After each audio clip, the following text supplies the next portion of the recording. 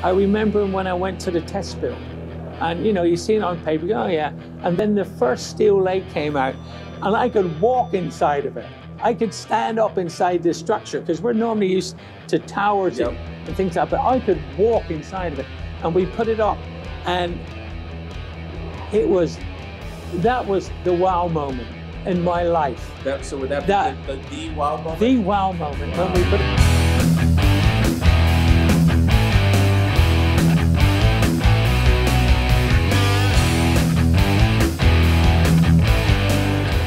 Welcome again to another episode of Backstage Pass. I'm Patrick Whalen from Backstage Productions, and today we have somebody that I've wanted to interview for a very long time, and I've heard his name ever since I've been in this business, since a couple of years ago. No, I'm kidding. Jake Barry, welcome. Thank you, Patrick. Thank you for coming down. We're at the Polestar event right now, and so we're trying. We're in a very special studio, ladies and gentlemen. Very special studio. We're at a space at the bottom of the stairs, so if you hear a lot of people walking, we like to do things in style here. But we're backstage for Backstage Pass. Yes, we're very backstage. Yeah, we are, yeah. So, you've done from The Firm to Frankie Goes to Hollywood, right? Rolling Stones, AC/DC, and of course, U2.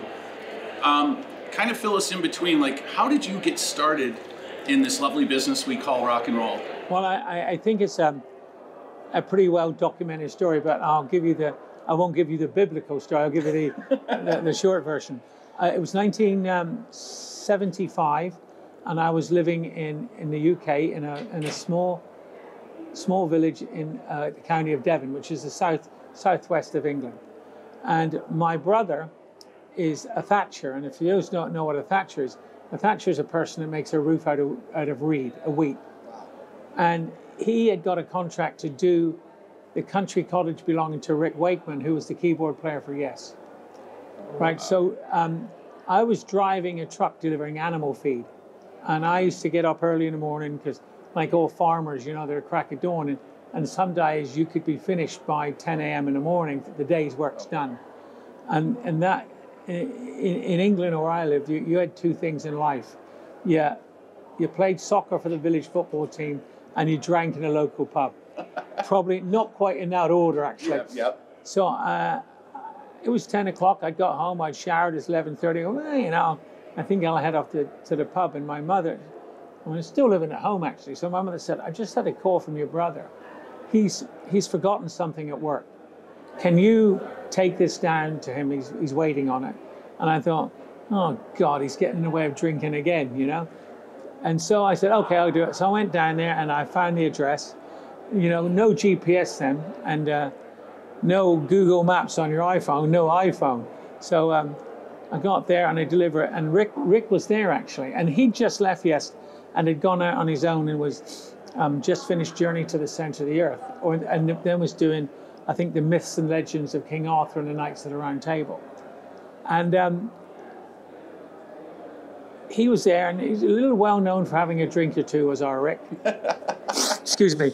And no, it's not what you think. I have a cold. And so he said, I can't take your brother down to the pub. Will you come with me? So I said, I'll go for a quick drink.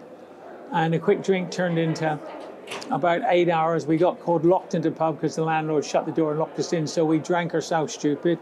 I got home, missed work, lost my job. And then Rick said to my brother and I, do you want to come to London and help me on the show, the Myths and Legends of King Arthur and the Knights of the Round Table? And he was doing it at Wembley Arena on ice. And I go, yeah. And we finished that. And I said, what are we going to do? It was just help out, push a few cases. So we helped out. You know, we were stagehands actually, you know, basically when we come back. And then after the show,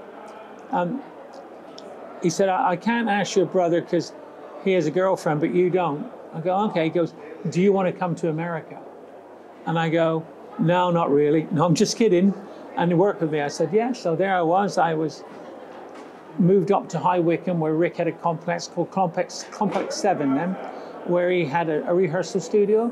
He had a case company, he built flight cases, the Packhorse Place Company. And he was also doing a product to replace the Mellotron. The Mellotron had 11 seconds you could play before the tapes had to reset. And he was working on it with a guy called Dave Biro, and they called it the Birotron, which worked on the very modern 8-track cassette. Oh my gosh. And then we rehearsed down, lived in Wickham, and we went off to America. And I stayed with Rick, and I worked with Rick. And when Yes went on tour, I became an assistant keyboard tech, and his support act, the Yes support act was Donovan, the English folk singer, and he had an electric band. So the manager said, Jake, I want you to take care of Donovan. So Donovan saw act, so I took care of Donovan, and then I worked for Rick during the show, and I learned, and I would stay behind and help load out the lighting, and I kept doing that for Rick. And then this is the short version, by the way, and then a friend of mine who'd done monitors for Rick was the tour manager of this little known but getting very popular Scottish band that came from Australia called AC/DC. And he goes, look, we're looking for a production manager. And I go, yeah. He goes, you can do it. And I'm going, oh, I don't know. He goes, look, I've already told him you're the stage manager for less. Yes, which was the biggest lie. So we lied our way in, and he said, I'm going to introduce the manager. The manager was Peter Mensch. And for some reason, we got around Peter, and we convinced Peter. He goes, okay, you can go to America, you can be the production manager, and you're going to go on trial, and we're bringing in, which is really my first mentor, the late Joe Baptista, who worked for Lieber and Krebs on Aerosmith, well-respected, top-of-the-notch guy, and he would be your guy. So we went out in AC/DC, and it was rehearsals in Oakland, which is now the Bill Graham Auditorium, Oakland Auditorium. And Joe taught me how to advance the show. He taught me everything, all the questions I need to ask. He let me listen into in advance. And he goes, okay, you've listened on it. I'm going to listen to you. You advance the next show. I can't remember the show, but I advanced it. And he goes, you'll be okay. I'll tell him you can do it. And you advanced the show immediately after he had just done it for you. But you'd watched him a couple of times I sat in the office. He gave me his advanced papers, because remember, there's no computers. It was written down. You had the promoter's office, you had the production manager's home number. There wasn't a line for seller fax. It didn't exist. And then Joe, I always remember, used to carry it. And when you made it back in those days, you either had a gold or a silver Halliburton suitcase. Oh, yes. Right? So Joe carried his Halliburton case, never opened. I always wondered what he had in it. And when he finally told me, okay, it's good to go, I opened it, and he had a bottle of Johnny Walker Scotch and a drink, and that was it. So that's where I got my start. So it was being in the right place at the right time. But, I worked hard for it. When I went out on, when I did the Yes tours with Rick, I would, like I say, work with Donovan, do the support act, and then I'd be there for Yes during the show, and then I'd clean up the keyboards. And then when the backline techs would go back to the hotel, the bar, I stayed and I wanted to load out the lights. And I remember the stage manager, a guy called Chip, Chip, I can't remember his second name. And I always wanted to know what he did. I was see the way he organized things. And so you were interested in all the facets of touring, not just what the production side of it was. I was curious. I had really no idea what it was. But then once we did the first Rick tour, a solo tour of America, when I came home, and I'd go back to my mom's house in Devon, the local village boy, 300 people where I lived, and I'd done okay. So the local paper come up and interviewed, like you're doing, and what do you want to be? And I goes, I want to work on the road. I think I told him I wanted to be a tour manager. And as life goes on, I got experience. A tour manager was by least of the things I wanted to be. So that's how it started. And AC/DC was my first production manager gig. And do you, when you did the AC/DC tour, did you feel that you might be in over your head, or were you comfortable walking into it, or were you? Way over my head, way over. But then that's where you have to dig in, and you have to, if you want to do it, it's not going to come easy. You've got to want to do it, and I wanted to do it. Yep. And somebody always told me, and I can't remember if it was Joe, when somebody asks you a question, good tip for young budding production managers here, when somebody asks you a question, go, I don't know how to do that. Just go, give me a minute, I'll get back to you. So I always learned that sentence, I'll get back to you. And then I'd go and find out the answer and get back to people. And so they didn't pretend, and then it didn't look like I was a complete novice, which I was. I had a very painful experience saying no to somebody that was an artist, and it got thrown right back in my face. And so since that day, I've never said no either. Well, I've said, I'll get back to you. Yeah, you can. If answer. an artist asks you a question and you have total belief that the answer, and you have to have total belief in the answer you're giving them, whether it's yes or no, then you tell them the truth. If they go, well, Jake, I want to go from, we want to play Paris on Friday night and then New York Saturday. What do you think? You can't do it. No. You say no, and why? Because physics doesn't allow it, and it's impossible. Right. But you got to back your answer up with a solid belief and not quaver at all. So do you think, like, if you would look back over your many years of being in this industry, from the time you started to where it is today, without seeing the technology, what has really changed dramatically that you've seen that you kind of are like, I don't know how we did it back then, or would it be the way that the transportation works and the logistics, or is it just the way that everything's more streamlined, or the packet like we talked about today? Well, to be, truthful and honest, back then you were the band's mate and you did it for drugs and beer, Right. and that way. So, then it became a profession. And, the biggest changes is that I can see, and, back then when we started to tour, and, I'm really in the 80s now, which to me, as Ian Hunter always said, was the golden age of rock and roll. Yep. The golden age of music for me. I agree. I lived the most amazing period and worked in the most amazing period,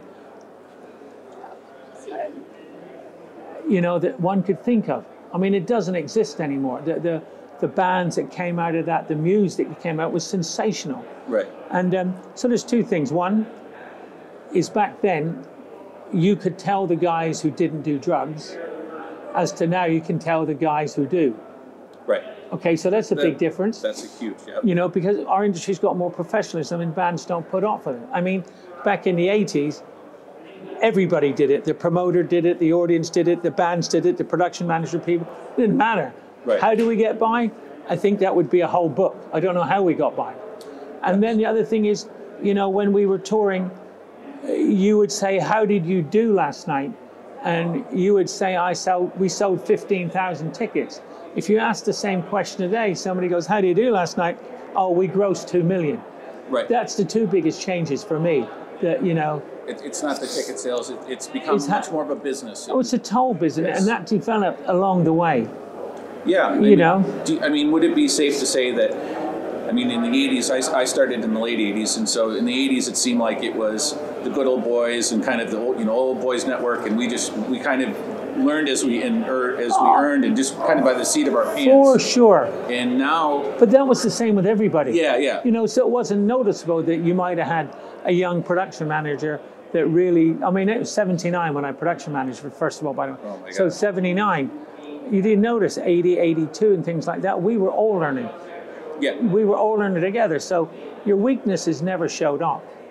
Right. You could make a mistake and get away with it. We would walk into a show with AC/DC, and we carried a downstage truss, an upstage truss, and a back truss. And then we would decide if we were going to rig it that morning. We never carried a rigger. If we knew, can you rig, one of the first questions when you went to check the stage, can you rig the seal? And they go, yeah. Okay, can we hang these points in the local rigger? I said, well, just make one of the riggers go up and make a couple of stagehand riggers. Do you have that? And they go, yeah. We change them into riggers, and we would rig the show. We'd stack the sound, but we'd rig the lights. Because with Angus, we never wanted the instructions on the floor, because he's an incredible showman. Yep. But when he's playing, it's all about the show. We didn't want him to trip anywhere. Little indentations and little changes in height of the stage was critical for us. Yeah. And we were dealing with some crap stages. I mean, I spent many a time putting plywood underneath legs of old Mitchell risers, try to make it smooth, because when he rolled around and his back, if it was level, he'd cut himself. Oh my gosh. And then you would hear about it. Well, and back then, a lot of the stages were those like 4x8 table rise, absolutely. Table risers, and you could never level those things. No. They never cut the legs strong enough. So early on, is there one memory of touring that is just, it's a funny memory, or just something that like you just sort of, oh my God, that was like the worst day of my life, or that was one of the most hair-raising things? I mean, I have the same question for later on, but I always like to go way back, because like I remember when I started, I didn't know how to do something, and I almost tanked the show because of it. There's been many hilarious moments, you know. When you asked to pick one out, there's been so many good moments. There's also been moments where you got by the seat of your pants by either being very lucky or making the right decision at the right time. What would be the lucky one where you're just like, I can't believe we made that one? You've probably shown up at a gig at 3 o'clock in the afternoon because the truck broke down and making a show. I mean, I don't know if that's lucky. That's lucky. Or we like to think it's good management. But points in time at the end of the AC/DC Highway to Hell was, for me, the defining moment. That's when I knew that this, in the middle of it, and really at the start, that's what I wanted to do. And I came in with a very good work ethic, by my parents and where I lived. And so I was there in the morning. I helped unload the truck, and I helped on the stage, and I would help, with the sound and you develop bonds with people that still maintain today, because that's the way we did it. Yep. I mean, we would do AC/DC, massive 2-truck tour. We would load in at noon and be ready for doors at 6. Do you think that that's a dying breed? Do you think that the departments are more kind of keeping to their own? Because I noticed one thing, and I've watched a lot of videos of you over the years, that I see you on stage with the stage manager, with some of the other people, a little bit more. That annoys them when I poke my nose in. But it seems like you're more involved than a lot of production managers. Would that be safe to say? Yeah, I've always been involved. I used to have the motto, I wouldn't expect you to do anything that I couldn't do. Right. Except rigging, because I'm scared of heights. You can rig it, I'm okay with it. Yeah. But, if somebody wanted to stack the PA, it's impossible. Good, go and stack the PA with them to show it's not. Help them load a truck, push, when you get lazy stage hands, push a box up a ramp just to show them, if I can do it, you can do it, and things like that. Exactly. And is that also sort of your way of seeing where there might be holes or where there might need to be some improvement? You can definitely judge people's character by that. Yeah, because, I was very fortunate. I should take credit for picking great crews. I've always had great crews. Great crews make you look great. Poor crews can make you look average, doing exactly the same job. And do you think that also is management and the business manager following your advice by saying, look, I need to spend a little bit more money on the crew so I can get better crew? Well, there's a classic example of, everybody's always accused me of, fast loadouts because I pack my trucks floor level. Not strictly true. A little bit, but not strictly. So, go to the accountant and go, you got 7 trucks on a budget. If you give me 8, it'll be cheaper. Not necessarily now, because with the cost of trucks going out. So interesting. You come in and you go, okay, we're going to load the show. There's a 4-hour minimum on the loadout. Now, if I'm packing my trucks tight, I might go over the 4 hours. And then so you're going to pay an extra hour. If we do that 3 times a week, it's the cost of a truck. And so that you try explaining to an accountant who's been to accountancy school that 5 is cheaper than 4. It's very, very long, arduous job.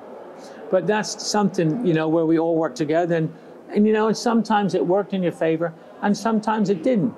And then you could say, look, I told you so. And then you would, when computers come in, play with an Excel spreadsheet so it made it look like it was and lose it somewhere else, No, that's really interesting.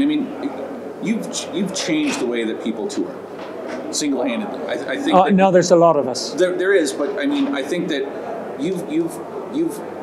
I know people that have been on tour with you, and they're like, I had not only did I get to go on the tour, but I also got to work with Jake Berry, and I learned a lot from him, and just the way that he interacts with the crew, the way that he runs the crew.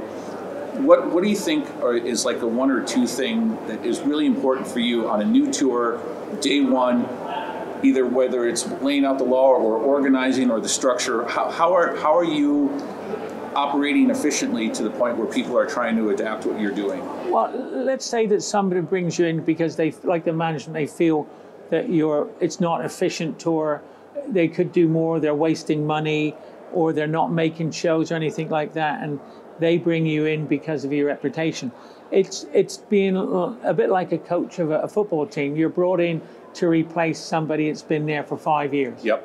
So you have to establish, your way. Yep. Without pissing people off, and your backroom staff is very important. Like a head carpenter, a head rigger, a production coordinator, the people you bring in. You rely on your sound, your lighting, and your video companies to supply the crew. So you sit there and you look at the people, and I think sometimes people have put up with people because they're there, but you come in and you go, yeah, I don't really think that guy's pulling his weight. And so you can either talk to him, or you can do something which is the worst job in the world, is to fire him. Right. That's the worst job. It's the worst feeling. Even if you don't like the guy, it's a sinking feeling to know somebody's gone home, and it's emotionally difficult for the person to accept it. Yep. So you come in and you have to stamp your way. Well, I think we can do it this way. Why don't we change our truck orders? Why don't we do this? Why don't we try things like this and see how it works? And then get involved and be out there and go through all the things and learn it with the people, or show the people what you want. So it's a bit like being a coach. You're just changing a system. I think it's 100% like being a coach, and I think that really is building up the people that you're working with. One of the things is we've done so many massive tours, so many crazy. I mean, the U2 360 tour, the Rolling Stones tours that get bigger and bigger every year. They're actually getting smaller, the Rolling Stones. I say, I was there the 90s. That was Steel Wheels was amazing. I came in after Steel Wheels, but the setup for the Stones was very extravagant. Yeah. Very cool. I mean, I remember a Stone story that in London, there's Wembley Stadium and there's Wembley Arena. Yep. And we took the arena for hospitality and dressing rooms. And my friend Steve Howard, we were working for Michael Cole, he said, Jake, we're going to put the dressing rooms in Wembley Arena. And I goes, great, because the dressing rooms in Wembley Stadium were absolute garbage. Yeah. I don't know how anybody ever got back being in National Stadium. It was rubbish. And so he goes, look, we got a 20 grand budget to make the dressing rooms. And so we decided that, the dressing rooms for the band would be down one side and the dressing rooms for the support on the other side. And in the middle, it was like an ice hockey floor. So we rented truss and we sectioned it off into 3 areas. One was a hospitality area for like 500 people, which is our guests, band guests. And then Keith liked to play snooker. Mick loved video games. So we started off with a snooker table, a couple of video games, which grew into an arcade nearly, like out of control. And then we had an area with the band's family and guests went, so they didn't associate with it, and the band didn't have to mix with 1,000 people.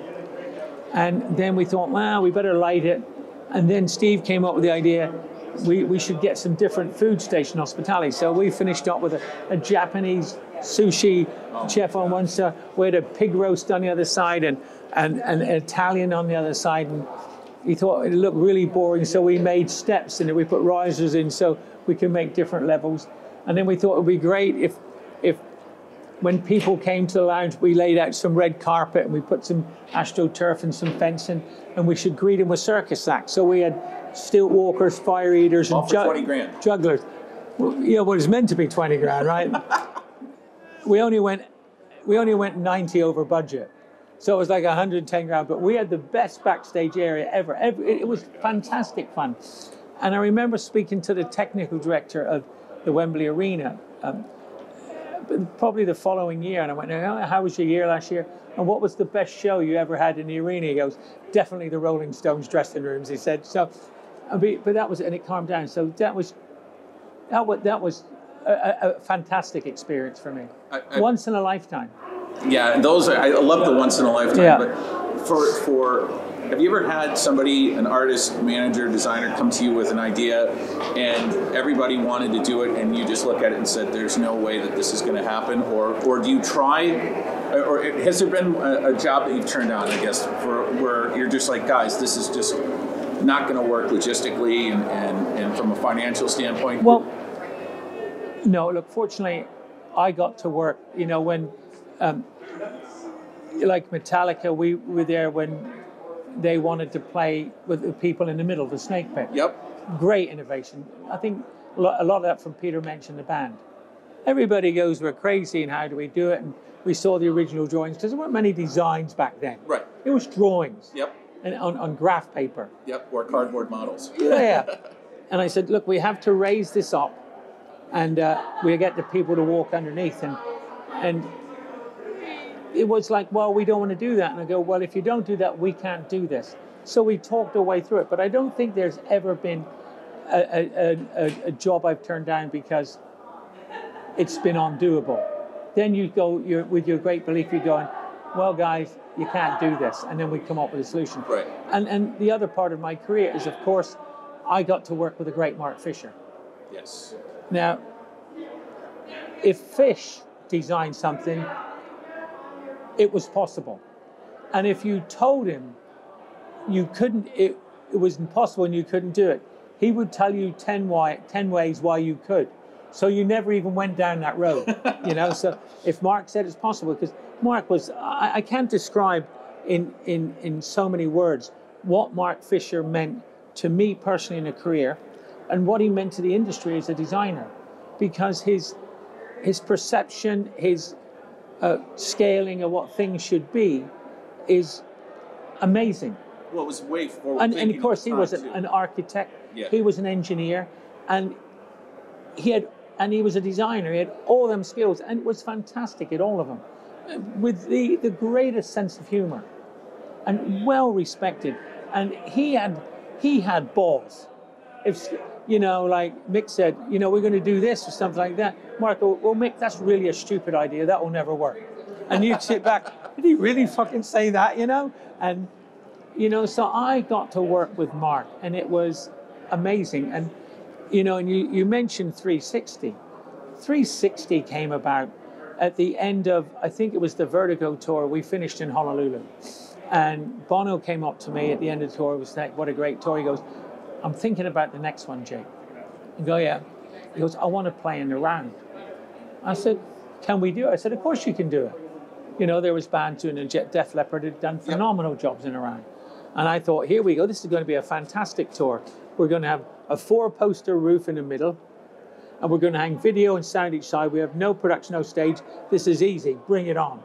and then Fish designed these incredible, you know, what turned out to be the claw, the spaceship, whatever you want to say. But first and foremost, it was a magnificent piece of engineering.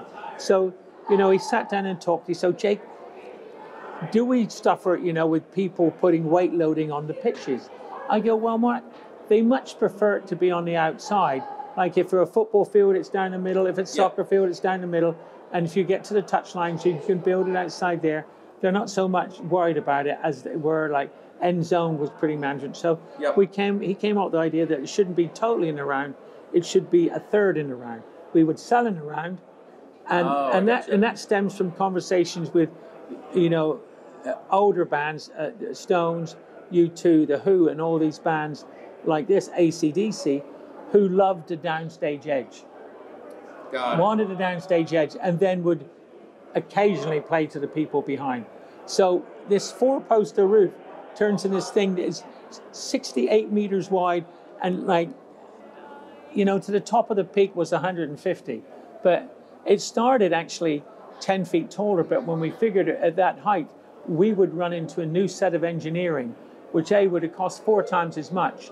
and it wasn't temporary structures, it was permanent. So steel would have got thicker and everything. So we're designing it, and he comes down, he goes, we'll make that work, and we all work together. And I remember when I went to the test build, and you know, you see it on paper, you go, oh yeah, and then the first steel leg came out, and I could walk inside of it. I could stand up inside this structure, because we're normally used to towers and things like that, but I could walk inside of it. And we put it up, and that was the wow moment in my life. So would that be the wow moment? The wow moment when we put it up. And Fish and I looked at each other, and we go, and he looks at me and goes, big, isn't it? You know, and we set it up, and we had it, and we set it up in Stagecoach Yard in Werchter, Belgium. And in Belgium, when you have a village, you're allowed to build buildings, but the tallest building has to be the church spire. So you could, and we were taller than the church spire. And the management, there was pictures appearing, you know, your early days of internet then, early days. I do remember that. So there was pictures appearing, they go, you gotta stop people taking pictures. I go, they're taking them from the road, it's public domain, we can't go out and stop it. They go, well, you need to hang a big drape or something. You're hanging a drape 110 feet tall. I mean, you're out of your mind here. So in the end, everybody realized it was going to be out. And so and another thing is, you know, they wanted to open in Barcelona, and there's two stadiums in Barcelona. One is the Olympic Stadium, which, yeah, it's okay. You know, I'm not a great lover of it. And they had where FC Barcelona plays, the Camp Nou Camp Stadium, 90,000. Insane place. Wow. The worst loading in the history of rock and roll for me. And everybody goes, you can't do it. And that not only was that 360, but that was an elevation tour before. And everybody's going, you can't do it. And so I think it was Jerry Barrett from Live Nation Global. And he goes, what do you think? I go, I went down and looked at it. And I spoke to the builder, and I go, you know, can we get a 50-ton crane here? Because you couldn't get 100-ton, impossible. Right. We got a 50-ton crane here by letting the tires down and putting the wheelbase in. And I go, we're doing it. And everybody's going, that was another satisfaction, because everybody going, you're fucking mad. So you're talking like... Oh, yeah, there was a few of them like that. Yeah. You know, and we did the No Camp, and rehearsed in there. And we rehearsed there, and it was, the band came in and saw it, and you was kind of expecting them to say, wow, this is incredible. And I think Adam came in, and I think it was a little tongue-in-cheek and joke, and he got out of the car, he goes, how he goes, it's a little smaller than I thought it would be. And then he looked around with a wry smile. So, and then we took it on tour, and when we loaded the show out in Barcelona, don't forget, Live Nation and everybody in a management budget 36 trucks. By the time we finished, we were 48. And we were going places that nobody had ever been before. With that massive... Nobody had ever been there before. Was it ever hard getting the infrastructure to build it in certain countries or areas? We took everything with us. The cranes even? Oh, no, you could get cranes anywhere. No. Forklifts and cranes. But the cranes were available wherever. Yeah. You know, we had trials and tribulations with some of it. Yeah. But it was always doable. And, you know, I remember we finished that first loadout at 4:30 in the afternoon after the show. It's the first time I'd ever had breakfast, lunch, and dinner at a venue on a loadout. And we missed our own charter plane. And so, and that was not necessarily because we took that time, it's because we had the wrong motors. We had to take 3 trucks loads of equipment 80 feet in the air, and the motors get overheating and burning up. So we would get a suntan. You could actually have a nap in between loads coming down. It was that boring. And there wasn't everybody in the crew there. Right. It was like 4 forklift drivers who, when there was a load ready from the stage, we would wake them up and they would do it, and we got out. And then the next day, we went to Milan and we loaded. You know, I'd asked for 3 days between it to get used to it. And had a serious rainfall after we loaded in production. And Florrie Turner, my head carpenter, got up at 3 o'clock in the morning, and we're underneath the stage pushing the water away and things like that. But then, you know, it was a success. And we loaded out at 10:30 in the morning. Well, figure we just knocked 8 hours off. It was still 10:30 in the morning. And as we went along, and it was hard. And I knew we made it in a city called Gelsenkirchen in Germany, because it was a dome stadium. We walked out and it was still dark. And that was the first time. And I remember they go, we've got it. And then I rang my friend Jorg from Beat the Street. I'm going, you have to charge me less for the buses. And he goes, why? I said, because from now on, I said, because this is the first time we don't have to lose the headlights on a loadout. Oh my gosh. You know, so would you would say that that's probably the biggest? yeah, I think so. I mean, it was extremely impressive. Now, the claw or whatever you want to call it, where did that permanently wind up? I heard in Salt Lake City, isn't it? Yeah, I heard that they got permanently installed. If somebody's starting out in this industry, and I know you get asked this all the time, what's the advice that you would give them? I mean, would you? You're 20 years too late. Well, look, I think there's certainly, from a production manager standpoint, a lot more administration that you need to do, but hire good people. If you're learning, there is, you know, if you have the ability to manage a 5-truck tour, you have some people have the ability to manage a 10-truck tour. You just look at it a different way. If you have 4 loaders, you have 8. If you have 12 stagehands, you have 24. It's a logical thing. If you had 3 forklifts, you have 5. So, I mean, those things are really pretty simple math. Yep. And then, it was Michael Cole, who I learned a lot from. There's 3 people I owe a lot to.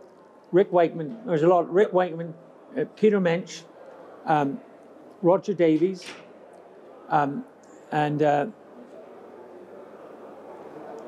Michael Cole. I'm sorry. You know, those are the guys I owe why I'm sitting in this chair today to.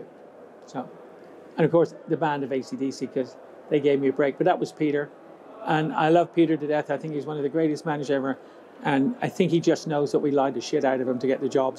So if he sees this, he will. And so you have to, but don't lose sight of being connected with the people that you work with.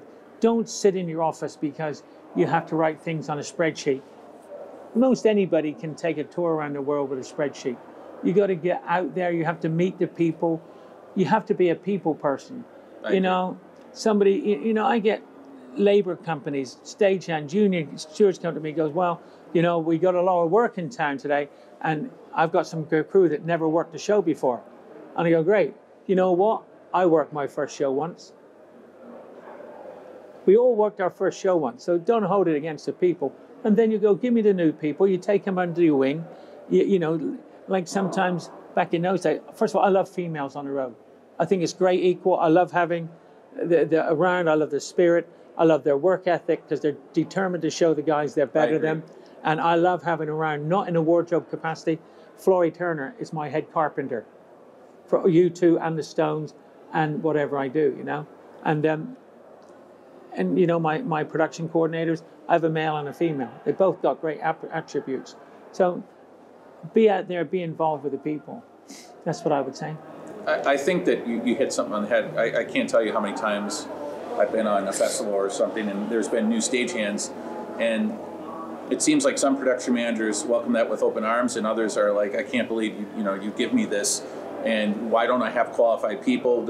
I need qualified people to put my show up. And I think you said something really interesting, which is that bring them to me and let me teach them for today. If somebody's going to suffer, let it be me. Yeah. I would much rather hear myself whining in a mirror than all the crew going, well, these guys don't know what they're doing. So we teach them. This is the first time I've ever heard this conversation or this discussion, and I think this is something that, out of this whole video, that would be a huge takeaway. Is I've been guilty of it myself. Of we as in the industry tend to be a little bit more assertive because we want to get out quick.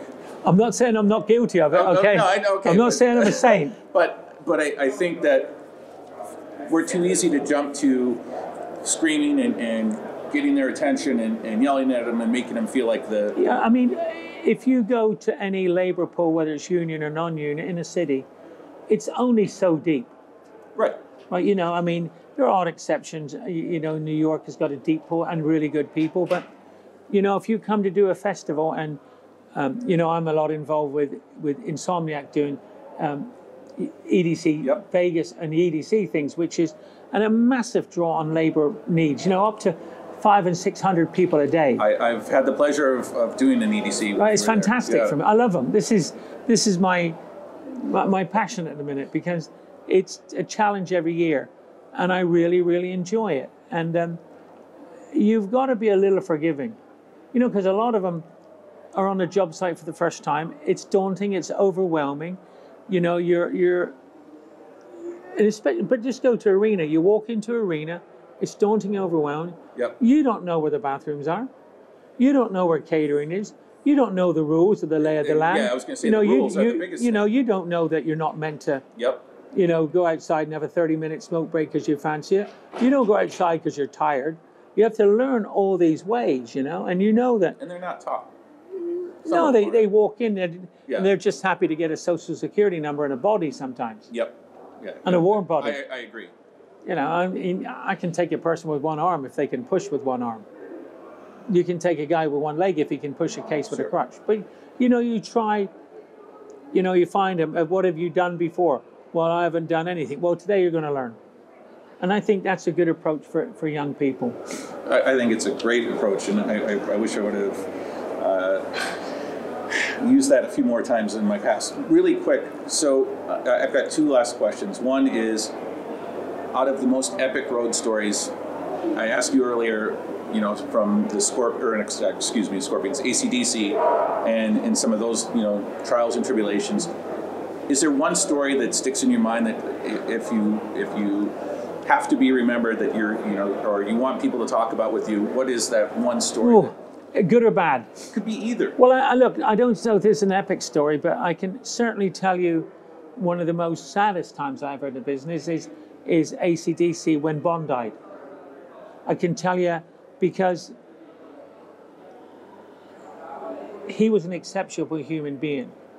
And probably, you know, the other story would come out of the end result of this. And in the end, Bon got, you know, he came from Perth and he was sent home. And while everybody flew to Perth for the funeral, myself and another guy had to clean out his apartment. So that would remain pretty right down there as, you know, a pretty sad moment, a pretty sad time. And then being around when Brian Johnson got the gig for AC/DC, and, you know, Johnson was an out-of-work Brian, a great guy, by the way. Yeah. And he sang for Band Geordie, had 2 #1 hits, came down rehearsals. The band were waiting for him upstairs. He's down there playing pool with one of the guitar tech because he thought he was one of the band and he was getting in, but he was actually late for his first appointment. and somebody goes, "Come on, Brian, they're waiting for you upstairs." So he got up and he sings along in the band. Quite liked him, and he was asked to come back.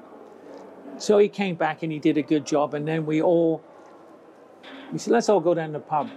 That's what we did in those days. That was, as Peter Mensch goes, there was a place called Warrington Pub in London where he reckoned you could pick up an entire road crew on a good night, and maybe a band to boot. And so we went down to the pub, and I don't know if it's Mal or Angus, and they go, "Do you want to tell him or shall I?" And one of us said, "You tell him." So they just learned, right, like we're talking, "Hey, Brian, oh, yeah, want to be the singer for AC/DC?" He goes, "Yeah." That was it. I mean, I'm telling this like it was. And then as Brian goes to drive home, he has no money. So he said to me, "Jake, man, could you lend us a tenner to put gas in my car to go home?" And you know what? He still hasn't fucking paid me to this day.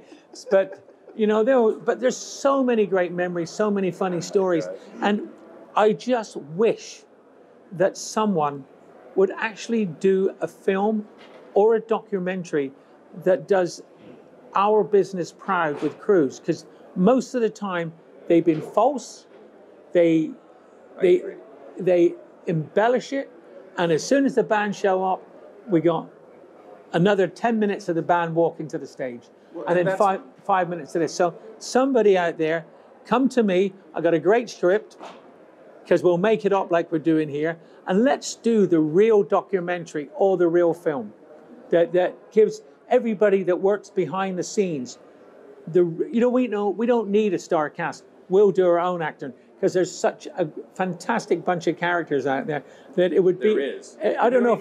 I don't know if script. it'd be a documentary. It'd certainly be a sitcom, you know.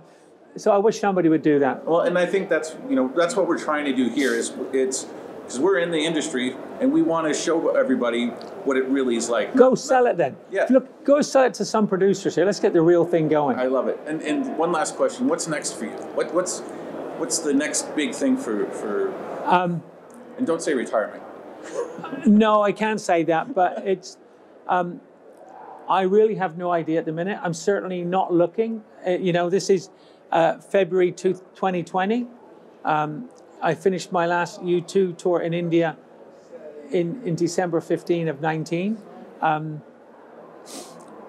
At the minute, I need to work on. I got some nerve issues in my leg that I want to take care of, and I want to look after me, for a little bit. I've got a girlfriend that lives in Greece, and I've got a place there we both share. I want to spend some time there, and I don't mean spending 2 weeks. I mean going over and try to spend a month, 2 months, 6 weeks, whatever. And I want to continue working for Insomniac on all the electronic shows I really like. But other than that, I really don't have any plans. Well, Jake, first off, once again, it has been such an honor Great, to thank you. interview you. And thank you, I really enjoyed it. I wanted to have this discussion with you for so long, and I see you at all these conferences, and I'm like, the stories and the experience you have, I would kill for, so I thank you. I'm not down here looking for work, by the way, okay?